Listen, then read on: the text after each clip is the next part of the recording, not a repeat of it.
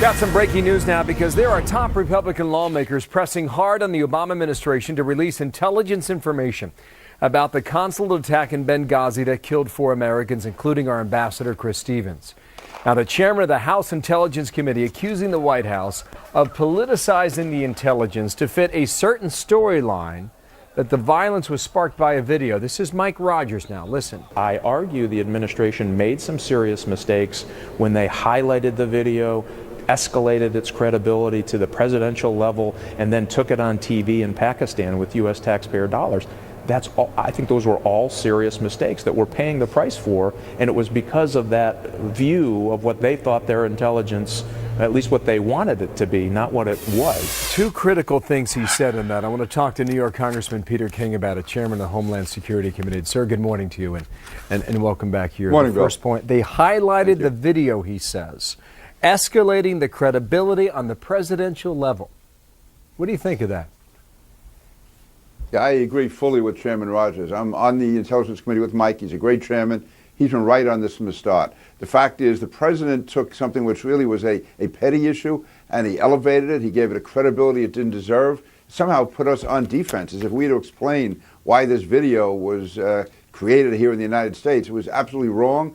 And it somehow, though, I guess it fit into the president's narrative that there's not really a threat from al-Qaeda. There's just a threat from a few radicals out there who get excited about a video. Well, he goes on to say it was because of that view of what they thought their intelligence, at least what they wanted it to be, not what it was, suggesting sort of a cherry picking of information.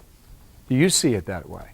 Yeah, I do. And I think I heard Ambassador Bolton in the last hour, I think pretty much saying the same thing. The Obama administration has a view of the world, and whether they do it intentionally or not, they end up selectively putting in facts that fit into that narrative. The president's narrative is that al-Qaeda has been decimated and the war against terrorism has been won, and now we can turn our attention to the Pacific. So it went against everything that he was saying to admit that this was a terror attack, because 2 things. One, that would have upset the narrative that al-Qaeda is pretty much defeated or decimated. And secondly, it would have raised questions about the lack of security at the consulate in Benghazi. Well, you're looking at least 10 incidents of violence, either in Benghazi or Tripoli. Right. This year alone, that's now been documented. And so part of this letter goes out. This is from Daryl Issa and Jason Chaffetz, reading in part. Right. It says, the attack that claimed the ambassador's life was the latest in a long line of attacks on Western diplomats and officials in Libya in the months leading up to September 11, 2012. It was clearly never, as administration officials once insisted, the result of a popular protest. And now they are demanding more information from Hillary Clinton and others. Where does that go and when? It has to go soon. I think there should be definitely an investigation, congressional investigation.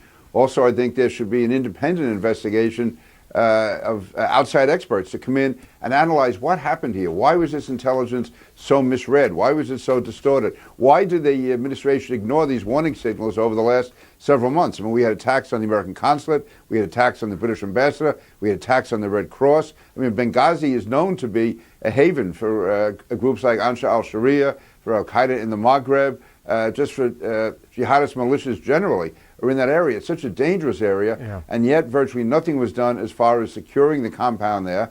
The ambassador was traveling with minimal security, and then when the event did occur, the administration went on for more than a week, 2 weeks, denying that it was a terrorist attack. So again, General Hayden yesterday on your show was talking about a timeline. I agree with that also. You know, what do they know? When do they know it? And what was someone like Susan Rice saying? Why did she say what she did? Why did Jay Carney continue to say what he did? Well, what's critical about that timeline, and I'll get to Susan Rice in a moment here, is knowing when the Intelligence Committee thought it was not the video in the end, or some sort of spontaneous protest, but actually was a terrorist hit. And that what you want to do is you want to take that moment and align it with the information that Susan Rice was given.